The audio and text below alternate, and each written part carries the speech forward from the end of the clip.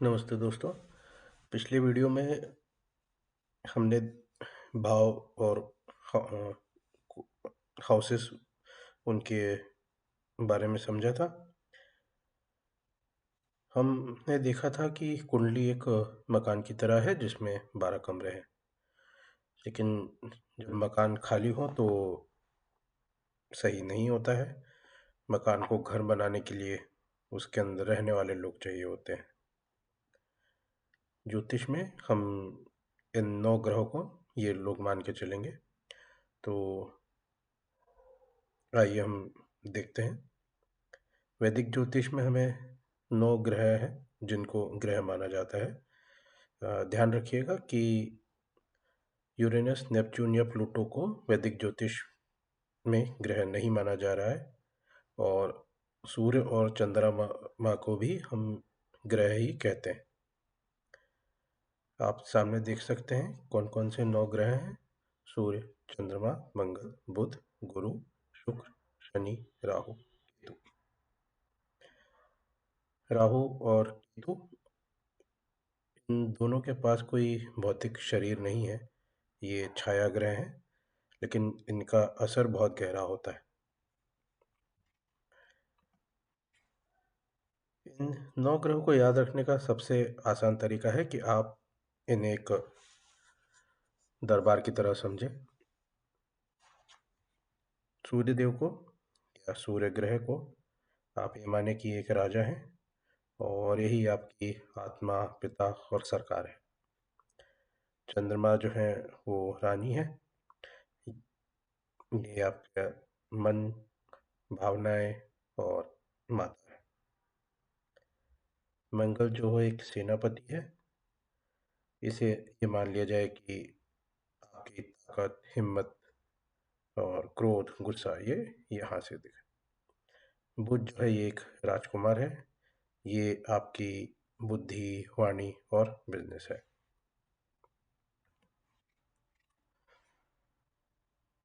गुरु जो है वो एक मंत्री है। ये आपको ज्ञान देते हैं, आशीर्वाद देते हैं, और यही आपकी किस्मत भी बनाते हैं। शुक्र भी मंत्री है। ये प्रेम, लग्जरी, शादी और सुंदरता का ग्रह है। ये वाला जो गुरु है ये बनाने वाला है। ये वाला जो मंत्री है, ये वाला जो मंत्री है बनाने वाला है। ये वाला जो मंत्री है ये शौक है या खर्च करवाने वाला। या हम मान लीजिए कि जहाँ पे हम ये वाला जो मंत्री है ये हमें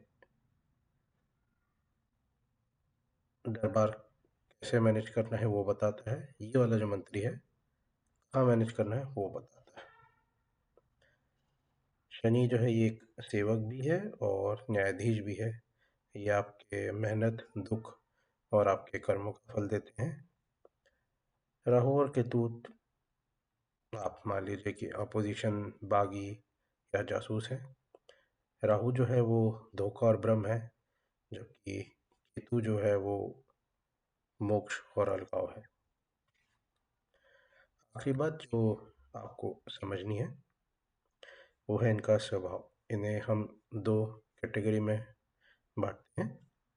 इसमें है शुभ ग्रह और बेनिफिक और पाप ग्रह, बेनिफिक और मेलिफिक। शुभ ग्रह जो सौम्य हैं, जैसे गुरु, शुक्र, बुध, चंद्रमा।